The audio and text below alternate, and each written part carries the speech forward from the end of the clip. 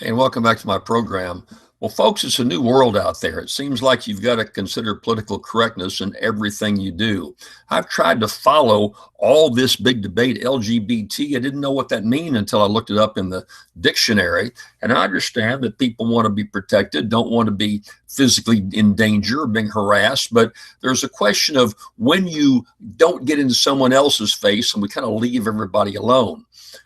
I can go right down the list with you with all these new things that have come up. The bathroom issue, transgender. I didn't know what that problem was. For 100 years, transgenders have found some way to go to the bathroom.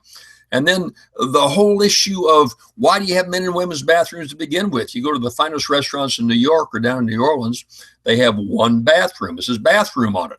Men or women can use it. You can lock the door and have a number of stalls along that way.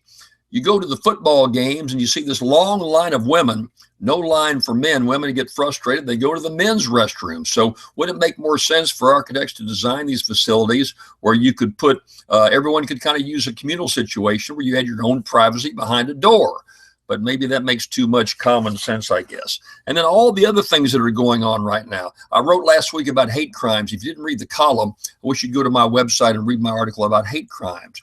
We have all these different categories. You know, if some poor child is murdered and terrorized, well, that is one level of a crime. But if you happen to be gay or you happen to be an Asian, a minority, well, then the penalty's a lot more. Well, if you're dead, you're dead. Why do you have these different categories? To determine a hate crime, you got to get into somebody's mind. And government's not supposed to do that kind of thing.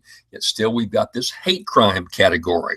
And up in Natchitoches Parish, which is down in Louisiana last year, a teacher gets suspended because a few kids want to go outside and pray.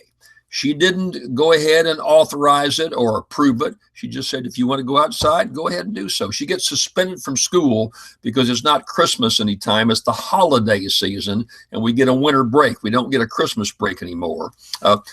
Here's another example. I go last week to get the Disney film Song of the South. I love that movie. Great children's movie. Uncle Remus, he's almost like the Aesop of America today with his great fables, his great stories. Wonderful song, Zippity Doo Dah. And that's what Uncle Remus said. Remember, Uncle Remus talked to us about Brer Fox going into the briar patch, Brer Rabbit jumping in the briar patch. And yet, that's not correct now. You see, Disney has not issued that film since 2000 because it offends some folks. It's supposed to remind a lot of people that there was slavery, that Uncle Remus looks too much like he's endorsing slavery. Well, first of all, the story line was written 30 years after the Civil War. It has nothing to do with the Civil War. But again, we've got to be politically correct.